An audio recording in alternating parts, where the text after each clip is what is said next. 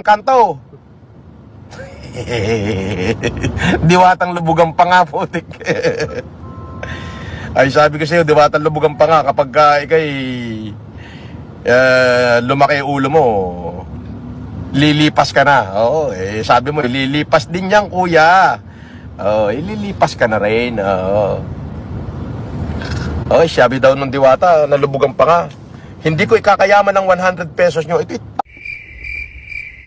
diyan ka nga nagsimula sa 100 pesos, gagonto, tapos sasabihin mong hindi mo ikayayaman. Minuminuto, lubugan pa nga mo. Pag pinalubog ko pa yan ng todo,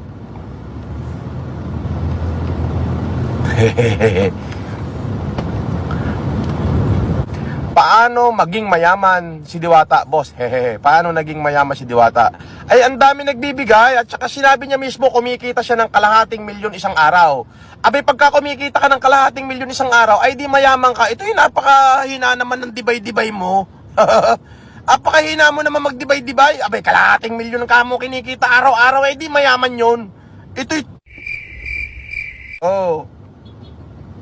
Diba? Pagka kumikita na ng kalahating milyon isang araw, abay, mayaman na yun. Ang tawag do'y yayamanin. Di ba? Pero sabi ko nga, kapag ikaw binigyan ng Panginoon ng pagkakataon na umangat sa buhay, dapat lalo kang maging mapagpakumbaba.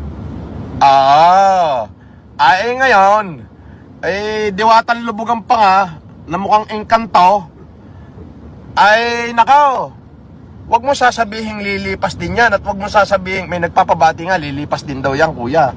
Ay, lilipas ka na rin. Ngayon, yung sasabihin mong hindi mo ikayayaman ng 100 piso nila, ay gonggong kang, hinayupak ka.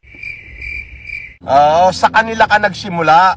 Yung 100 piso nila ang bumuhay sa'yo nung ikay walang-wala. Ay,